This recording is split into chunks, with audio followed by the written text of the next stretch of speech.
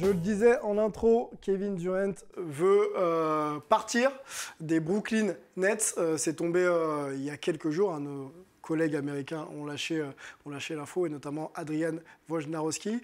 Est-ce que vous comprenez les choix de carrière de Kevin Durant? Donc quand je parle des choix de carrière, il faut qu'on donne un petit peu plus d'épaisseur à cette question. Kevin Durant, drafté en 2007 par les Sonics, devenu OKC plus tard. Il quitte OKC en 2016 pour rejoindre les Warriors. Il quitte les Warriors en 2019 pour rejoindre Brooklyn, en ayant cette volonté d'avoir son propre projet et d'arriver au terme de ce projet avec un trophée Larry O'Brien. Et on est quoi? On est 3 saisons plus tard, et Kevin Durant souhaite partir. Sur cette question, déjà, moi, je vous entends sur oui, non, et après, on va développer. Est-ce que, Abdoulaye, tu comprends les choix de carrière de Kevin Durant? Pas du tout. Pas du tout. Melvin? Oui. Oh, ok. Antoine? D'un point de vue individuel, plus ou moins. Eliakim? Même chose. Ok, d'un point de vue individuel, plus ou moins. Antoine, on va rester avec toi. Tu vis pas loin de Brooklyn, New York. J'aimerais qu'on revienne un petit peu sur l'actualité Kevin Durant. Qu'est-ce qui se dit là dans les médias depuis, on va dire, 48-72 heures sur le cas Kevin Durant? On a un peu l'impression que c'est une situation bloquée. On est quelques jours après le début de la free agency. On a entendu des noms d'équipes, mais on ne voit pas les choses réellement bouger pour un joueur de ce calibre. Ah bah c'est quand même un petit peu normal, puisque c'est venu de manière un petit peu surprise quand même. C'est une onde de choc là qu'on est en train de sentir un petit peu. Il y a eu tout le fiasco Kyrie Irving, donc on avait déjà parlé la semaine dernière, on ne va pas revenir dessus, mais ça y est complètement lié. Et donc KD a demandé à partir des Brooklyn Nets, alors qu'il il avait prolongé l'été dernier, donc il a encore 4 ans de contrat. Ça paraît absolument aberrant.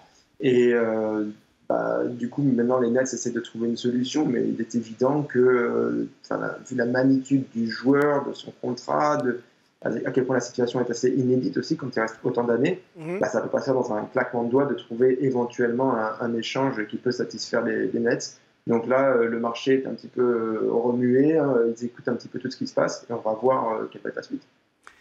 Melvin, tu avais répondu oui à ma question. Est-ce qu'on comprend les choix de carrière de Kevin Durant? On t'écoute, et ensuite, je suis sûr qu'ici en plateau, on va essayer de développer et de t'accompagner. Ouais, moi j'ai dit oui parce que tout simplement, quand il part d'OKC pour rejoindre les Warriors, il est agent libre. Et comme le disait Antoine, il était unrestricted, c'est-à-dire qu'il avait le droit de signer où il voulait. Donc il allait signer à Golden State. Alors certains peuvent poser des questions sur pourquoi il est allé là-bas. Et est-ce que c'était juste vu l'équipe qu'il y avait à Golden State? Mais il avait gagné le droit de partir, donc pour moi, il n'y a pas de problème de ce côté-là. Pareil pour son départ vers Brooklyn, il part en étant agent libre. Après, pour moi, la seule tâche où je pourrais mettre des questions, des points d'interrogation sur son envie de partir de Brooklyn, c'est cette année, parce qu'il a 4 ans de contrat, mais par contre, il a aussi 34 ans, et j'ai envie de te dire que s'il veut encore gagner des titres, le temps lui est compté. Donc je peux comprendre pourquoi, après le fiasco Kyrie Irving, pourquoi il a envie de partir de Brooklyn et pourquoi il a envie d'essayer d'aller chercher un titre ailleurs. Eliakim, ton avis sur les choix de carrière de KD? Moi, je pense que comme ça a été dit, là, en fait, à partir du moment où tu es free agent, tu as le droit de partir, tu vois. Après, je pense qu'aussi, à un moment donné, il a voulu, surtout après Golden State, montrer qu'il peut gagner autre part. Et sachant que Golden State, c'est une équipe qui est un système très collectif. Je pense qu'il a voulu montrer que lui aussi peut porter une équipe sans spécialement avoir... Est-ce qu'il ne se trompe pas? Est-ce que le basket d'aujourd'hui, ce n'est pas cette dimension collective avec chacun à sa place et qui assume son rôle et on gagne ensemble? Tu vois, le basket des années un peu 90 avec Jordan qui est au-dessus de tout son monde, est-ce que ce n'est pas un peu fini ça, quelque part? Je pense que c'est les temps changent, tu vois, il y a une évolution. Donc après, ce qui ne se trompe pas, s'il gagne tout seul, et on dira qu'il a réussi son choix, tu vois. Là, c'est vrai que c'est compliqué. Je pense que là, aujourd'hui, avec l'histoire de Kyrie aussi qui s'est passé un peu, peut-être qu'il sent que c'est peut-être plus l'endroit pour pouvoir gagner des titres. Donc, il va certainement se passer des choses en interne qu'on n'est pas au courant. Donc, à part de là, si lui, il ne sent plus en phase, je pense qu'il est temps de partir, tu vois. À quel point, Abdoulaye, toi qui es dans les staffs de pro, c'est important d'avoir cette cohésion d'équipe et de lier son destin à un coéquipier? Parce que là, on parle de millions et on parle de legacy, on parle d'aller chercher des titres. et on remet peut-être beaucoup de choses en question parce que le traitement d'un de ses coéquipiers n'est pas à la hauteur de ce qu'on attendait. Pour moi, déjà, quand les équipes qui gagnent les titres, c'est des équipes où ils ont des leaders. Ouais. KD leader ou pas? Pour moi, KD, c'est pas leader parce que il apporte pas quelque chose qui fait gagner un titre. Okay. C'est un très très bon joueur. Développe quelque chose. Mais je pense pas qu'il rende meilleur ses coéquipiers. Voilà, pour moi, LeBron, il rend meilleur ses coéquipiers. Curry rend meilleur ses coéquipiers. Tu parles de leadership, on est bien d'accord? Ouais, oui, mais leadership, c'est ça, c'est positif. Être toujours derrière ses coéquipiers, voilà, les pousser pour gagner. Je pense que lui, c'est un joueur, j'ai l'impression, peut-être que je me trompe, mais j'ai l'impression que c'est un joueur qui joue pour lui. Melvin, et pas forcément pour... Melvin l'a côtoyé du côté de San Francisco. Est-ce que c'est l'image qui dégage? Parce qu'il a quand même, Melvin, il est assez ambivalent, notre ami KD quand même. Hein. Très fort joueur, introverti, capable d'être là de temps en temps, capable de ne pas être là de temps en temps. Non, je ne suis pas du tout d'accord avec ça. Capable d'être là de temps en temps, pas du tout. Non, pour moi, il est toujours là. Quand il était à Golden State, c'était quelqu'un qui était adoré dans le vestiaire. Alors oui, ça s'est terminé un peu en queue de poisson avec l'histoire de Draymond Green, etc. Mais il était adoré dans le vestiaire et je ne suis pas d'accord sur son manque de leadership. C'est un gars qui est leader. Après, il n'est pas leader à la façon d'un LeBron James, à la façon d'un Stephen Curry. Et je pense que pour moi, je ne comprends pas qu'on dise qu'il rend pas. C'est qu'il n'apporte pas pour gagner des titres. On voit son palmarès, je suis désolé. Le gars est complètement indéfendable. Il y a un moment donné, il faut remettre les choses en place, quoi. On parle de Kevin Durant. On parle d'un des 5 meilleurs joueurs de la NBA actuellement, peut-être un des top 10, top 15 de l'histoire. Donc, moi, j'ai du mal à comprendre qu'on puisse poser des questions comme ça. Après, sur sa façon de penser, oui, ça c'est clair qu'on peut se poser des questions. Mais ça reste un leader, ça reste un coéquipier. Il faudrait se rappeler que l'année dernière, il bat quasiment à lui tout seul Brooklyn en tirant Milwaukee en tirant une équipe de Brooklyn qui était avec, j'ai envie de dire, 3 peintres et 3 plombiers. Et à ce moment-là, c'était un super leader. Donc, est-ce que tout a changé comme ça en un an? Je pense qu'il ne faut pas oublier quand même ce qu'il a fait en NBA. Alors Antoine, qui a vu aussi Kevin Durant du côté de Brooklyn, sur cette notion de leadership, est-ce que, moi j'avais noté cette question, est-ce qu'on peut encore miser sur lui en tant que leader? J'ai ma réponse, j'en doute un peu. Dis-moi ce que tu en penses.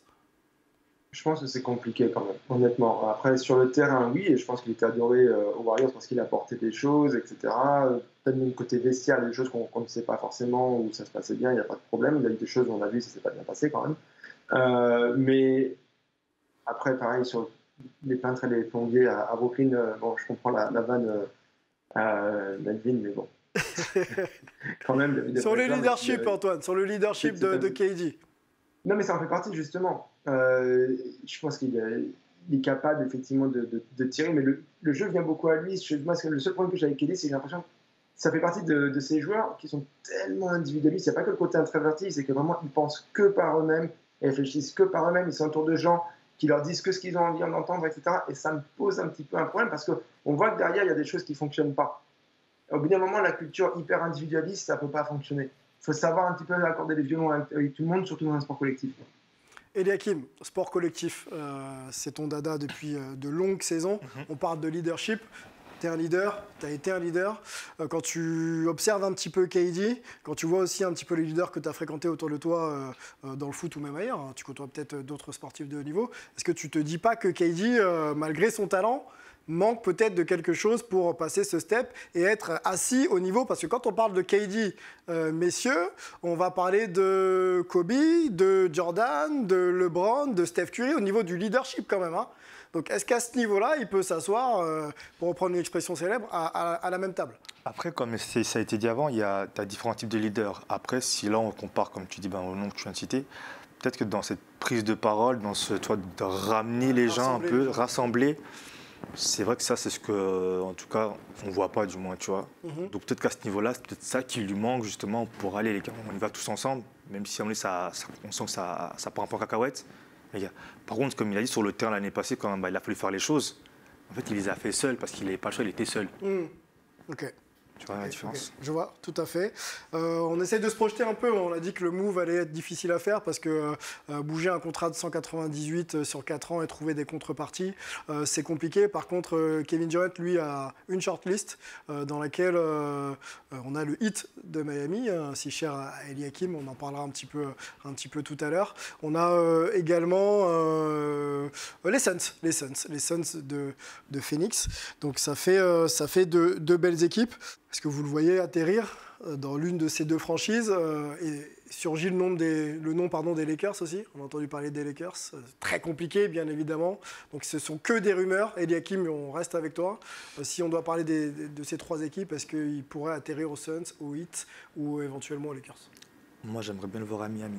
Bien à Miami? Ouais, moi j'aimerais bien le voir. Après, c'est personnel. LeBron est passé, et puis KD aussi. Ouais. Il s'en tirait bien à Miami, en tout cas. Ah, c'est sûr, il va s'en tirer bien, en tout cas. Puis la philosophie, je pense, de Pat Riley peut peut-être coller à celle de KD. Abdoulaye? Difficile, un jeu de pronostics comme ça. Il y a plein de choses qu'il faut prendre en compte. Aucun des trois. Pardon? Aucun des trois? Aucun des trois. Donc, il reste, non, dans une autre équipe. Okay. Et je le vois pas je le vois pas. Pour moi, je vois pas cette franchise-là lui offrir une possibilité après qu'il ait signé 4 ans. Ok. Antoine, sur cette possibilité que ce trade ne se fasse pas, est-ce que ça existe encore ou est-ce que Sean Marks va forcément faciliter le départ de KD parce qu'on ne bloque pas une superstar comme Kevin Durant? Franchement, c'est difficile à prédire. C'est sûr que ça va être compliqué de dire de toute façon tu restes et tu dois jouer, etc. L'idée est quand même de trouver un accord, mais il faut qu'il y ait quelque chose qui marche pour la franchise aussi. C'est pour ça qu'on dit que c'était tellement compliqué en début de rubrique là, sur ce sujet-là de suite KD. C'est que, encore une fois, la situation est inédite, elle est compliquée, le challenge est très très élevé pour faire un trade qui fonctionne à peu près, surtout qu'il y a d'autres passifs. Si on a parlé de Kyrie Irving, il y a aussi le trade de James Harden qui s'est passé donc dans l'hiver. Clairement, moi, je n'ai pas la boule de cristal, je ne peux pas te dire exactement ce qui va se passer. Est-ce qu'il va y avoir un terrain d'entente? Est-ce qu'il va y avoir d'autres choses qui vont se produire pour que finalement KD dise je reste un peu plus longtemps à voir, mais ça ne semble pas du tout être le message qui est lancé là. Raphaël Desroses, qui est un de nos consultants qui n'est pas là aujourd'hui, a tenu à s'exprimer sur le sujet. Il suit plutôt l'équipe de Brooklyn quand on parle de NBA, sans dire qu'il est fan.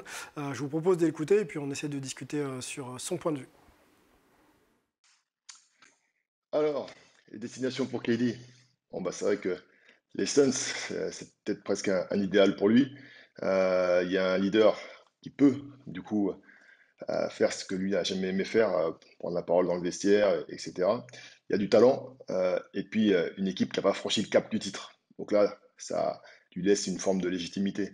Les Lakers, je n'y crois pas trop. Et puis ce serait une nouvelle fois de la triche. Un retour aux Warriors, je lui déconseille fortement et je pense que nous sommes des millions. Et puis le Heat, il y a ce problème avec la possibilité, et nos experts l'expliqueront mieux que moi, on ne peut pas avoir Bam Adebayo, et puis Ben Simmons dans la même équipe.